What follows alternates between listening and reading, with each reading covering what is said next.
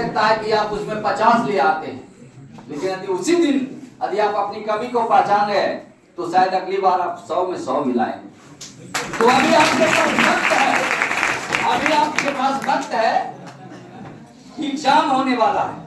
अभी भी जितनी भी पढ़ाई की गई है, सर के द्वारा जो नोट्स तैयार किए गए हैं वो सारे नोट्स को आप पढ़ें, और मैं उम्मीद करता हूं कि जो आप 12th का जो आप एग्जाम में अपियर होने जा रहे हैं उसका जब परिणाम आएगा तो आप भी हो सकता है कि हिंसा के लिए टॉपर नहीं, राज्य ये हमारे जिले के लिए टॉपर नहीं, हो सकता है राज्य में भी टॉपर बन के सामने आए।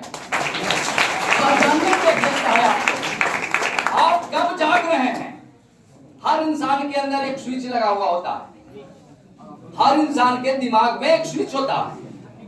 स्विच जब ऑफ रहता है तो वो नहीं पहचान पाता कि हम हैं कौन, लेकिन जिस दिन वो उस स्विच को पकड़ लिया और वो ऑन कर देगा तो उस दिन के बाद वो अपने आप को पहचानता है। और दुनिया में कोई ऐसा कंपटीशन नहीं है जिस कंपटीशन को वो फेस नहीं कर सकता।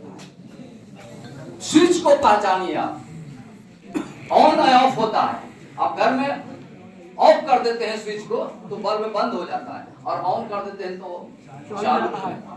तो आपको भविष्य संवारना है, जीवन में तरक्की करना है, आपको ऊंचाइयों पर जाना है, तो आज ही अपने दिमाग के अंदर जो स्विच ऑफ है उसको आज भी खोल करके आप 12th में टॉप कर सकते हैं। कोई बड़ी बात, गंभीर हो गए सब ना।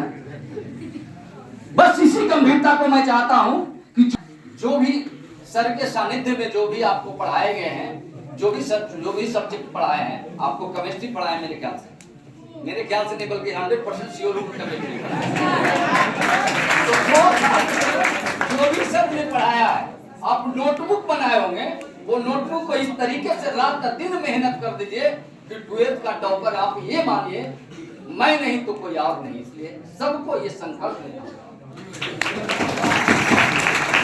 सचिन तेंदुलकर 10th फेल करने के बाद एक ऐसे मुकाम को हासिल कर सकता है कि दुनिया के हर एक इंसान उन्हें सैल्यूट करने के लिए, उनसे दर्शन करने के लिए, उनसे मिलने के लिए परेशान होता है, तो आप क्यों नहीं कर सकते हैं? आपको भी अपने आप को मानना होगा।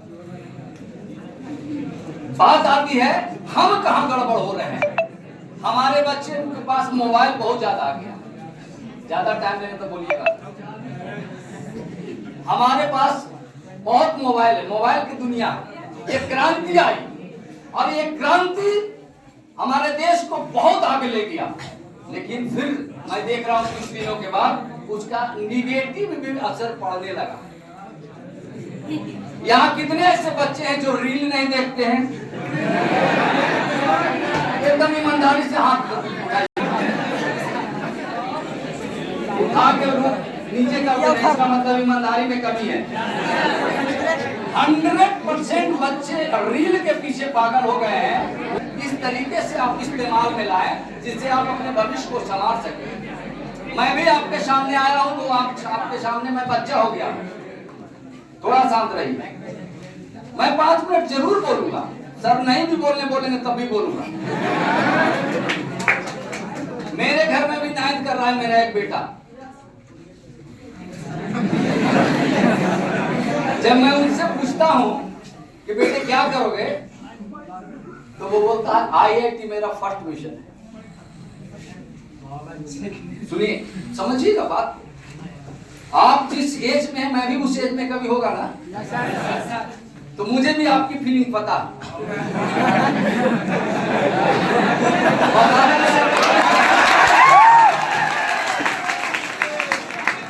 आज आप बच्चे हैं तो थोड़ा और आगे हो गए हैं, आज बच्चे कम बाप हो गए।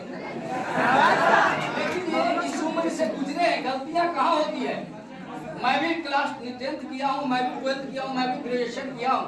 और आप लोगों को ये भी बताऊं कि देश के प्रतिष्ठित यूनिवर्सिटी, देश के नामी, जिसका पहचान आप लोग को जानते होंगे, top university Jawaharlal Nehru university का भी मैं छात्र रहा हूं।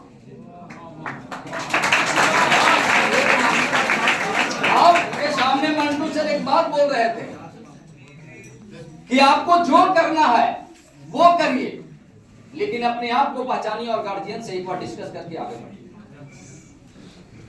सर ने बोला समाज सेवा, तो याद आ जा गया, मैं मानव सर को देखा और खुद को देखा। समाज सेवा के बात किए तो लगता है हम ही लोगों को टारगेट कर देंगे। कभी कभी मैं कहीं बैठता हूं तो कुछ लोग बोलते हैं कि जवाहरलाल नेहरू जैसे यूनिवर्सिटी में जाकर के आप लौट के आप आ गए, यहाँ वार्ड पार्षद बन गए। अरे जेहन में ये चीजें थी कि मैं हिंसा में आकर के समाज का सेवा क्षेत्र में जाना होगा तो पहले पढ़ाई करना होगा। हिंसा में 26 वार्ड पार्षद आज भी हैं सर, है ना, लेकिन जब एजुकेशन की बात आती है तो मैं वहां पे सबसे आगे खड़ा होकर नजर आता हूं।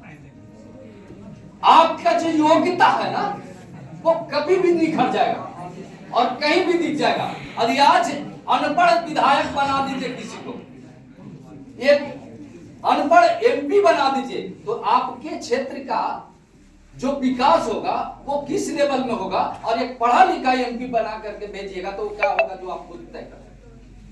तो आप कोई भी काम कीजिए बंटू सर के अनुसार, लेकिन आपको 10th अच्छे से करना होगा, 12th अच्छे से करना होगा।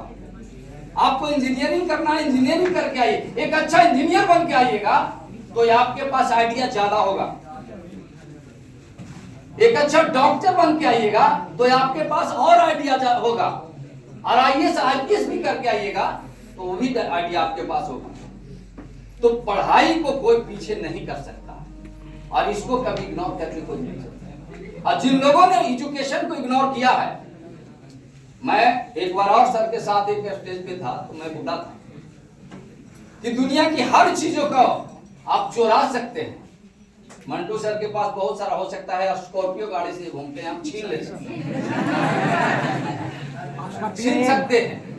हो सकता है कोई यहाँ बैठे हुए होंगे तो बहुत सुंदर सा गहना पहने होंगे, मैं छीन सकता हूँ। लेकिन क्या एक बात बताइएगा, मंटू सर के अंदर जो एजुकेशन की जो क्वालिफिकेशन एजुकेशन को आप लोग महत्व देते हैं तो महत्व दीजिए एजुकेशन को और टारगेट सेट कीजिए। आज मैं बहुत आगे की बात बोलूंगा तो शायद आपको लगेगा कि अभी उतना बात समझने की जरूरत नहीं है। मैं वही बोला, मैं बेटा से बात करके जोड़कर बात कर रहा था, वो 9th में और वो आईआईटी की बात करता है, और जब मोबाइल देखता है तो मैं बोलता हूं कि क्या इसमें आईआईटी के कुछ टिप्स मिल गए। परसों की मैं बात कर रहा हूं, लगभग 2 घंटे का हम दोनों का काउंसलिंग हुआ। मेरे बेटे के पास टाइम नहीं होता है, क्योंकि मॉर्निंग में वो 8 बजे जाता है, रात को 8 बजे आता है पढ़ करके। 8 बजे के बाद जब वो सोने जाता है तो वो 2 घंटे का टाइम मेरा होता है और उससे बात नहीं करता। वो इत्तेफाक, चूंकि समाज सेवा तो आप लोग समझ सकते हैं, समाज सेवा में कब 10 बज रहा है, 12 बज रहा है, मार्केट में जब भी मौका मिलता मैं बैठता हूँ, मैं बैठा हुआ। उस बीच में यही काउंसलिंग हुई तो उन्होंने खुद बोला, पापा जी आज के बाद मेरे इंस्टाग्राम पे जो अकाउंट है वो क्लोज हो जाएंगे, और आज के बाद तब तक नहीं है खुलेंगे जब तक आईआईटी नहीं।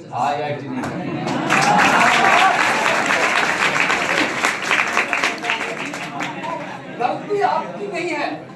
मैं बोला कुछ दिन पहले बोला कि मैं भी आपके एज से गुजरा हूं, मैं आपकी भावनाओं को समझता हूं और आपका कद्र करता हूं। गलती इस उम्र की है कि मुझे वही चीजें अच्छी लगने लगती है जो मेरे कैरियर को सपोर्ट नहीं करता। मोबाइल देखना, रोड पे चलना है तो रोड पे एक सभ्य बच्चों की तरह नहीं चलना, दोस्तों के साथ गप्पेबाजी करना। यार गप्पे करने की टाइम आपके पास खूब बचे।